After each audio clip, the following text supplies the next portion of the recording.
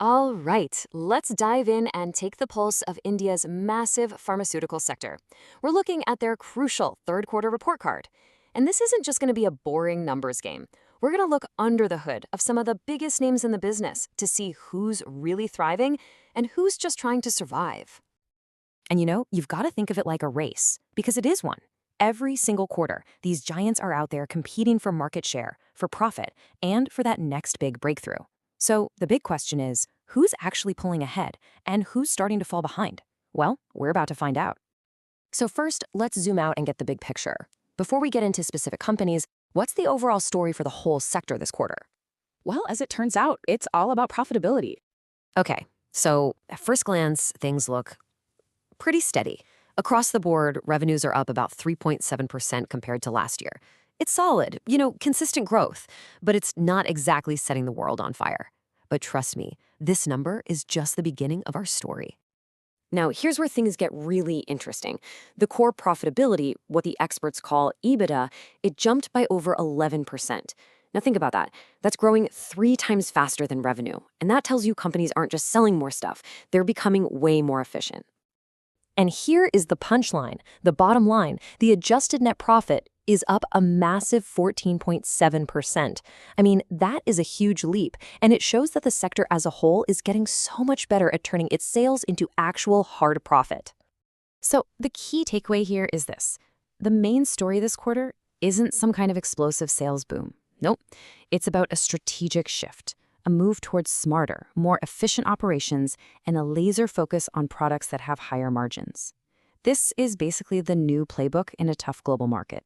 But the question is, who's playing the game the best? All right, let's step into the winner's circle.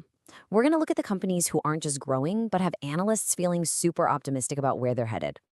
And here they are, the companies with a strong buy rating from the people who watch this stuff all day. I mean, look at Alembic Pharma leading the pack with a potential upside of a whopping 35.6%. You can also see Zydus and Lupin showing some really strong momentum. These are definitely the ones to watch. Let's just use Lupin as a perfect case study. What's their secret sauce? Well, the analysis points to one key phrase: strong U.S. complex generic momentum. Okay, but what does that actually mean in plain English? It's actually pretty simple when you break it down. Complex generics are the complete opposite of your standard, easy-to-copy drugs. They're really difficult to manufacture, which means fewer companies can actually make them. Less competition means better pricing power and, you guessed it, higher profits. This right here is a cornerstone of the winning strategy. Of course, not every company is a clear frontrunner. The market is way more nuanced than that. A lot of the big players are in what you might call the middle of the pack. They're solid companies, they have unique strengths, but they've also got some specific challenges to deal with. So let's take a look at this group, because each one has a really different story. You've got Cipla, right? A powerhouse in India, but it's facing some serious headwinds over in the US. Then there's Sun Pharma, just chugging along, anchored by its portfolio of high-value specialty drugs. Divi's Labs has a really unique model. It thrives by making key ingredients for other innovators. And Orbendo? It's finding its growth engine all the way over in the European market. See, each one is navigating the global market in its own unique way. And that, of course, brings us to the other end of the spectrum. For every outperformer, there are companies out there navigating some pretty serious challenges, facing headwinds that are really starting to impact their bottom line. And wow, this slide just brilliantly illustrates the divide. On one side, you have Lupin winning with new, high-value complex drugs in the U.S. And on the other side, you've got a company like Dr. Reddy's, whose U.S. business is getting squeezed by intense price competition on their older, more common drugs. It's the exact same market, but we're seeing two completely different stories play out. This chart puts that contrast into really sharp focus. I mean, look, on the left, you see that massive potential upside for a star performer like Alembic. Then look at the right. Analysts are actually forecasting a potential downside of 9.2% for Dr. Reddy's and a staggering 18.7% for Loris Labs. The market is clearly picking its winners and losers right now. And to put a hard number on these challenges, check this out. For a company like Dr. Reddy's, their expected core profit margin is shrinking by 550 basis points.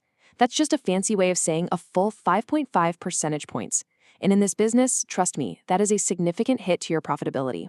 It directly reflects that pricing pressure they're up against. So, after looking at the winners, the steady players, and the ones facing headwinds, a really clear picture starts to emerge. It seems like there is a winning formula in today's pharma market. So, what is it? Well, it really boils down to these three key steps. First, you have to focus on high-value drugs, things like complex generics that can command better prices. Second, you have to actively improve your product mix. You've got to move away from those older products that are just so vulnerable to price wars. And third, you have to be relentlessly efficient, controlling your costs to squeeze every last drop of profit out of every dollar in sales. This right here, this is the playbook for success. And all of this leaves us with a really fascinating question for the future, doesn't it? The roadmap is there, the strategy is pretty clear. So the real test will be seeing which of these companies can actually adapt, innovate, and execute on this formula to come out on top in the quarters to come.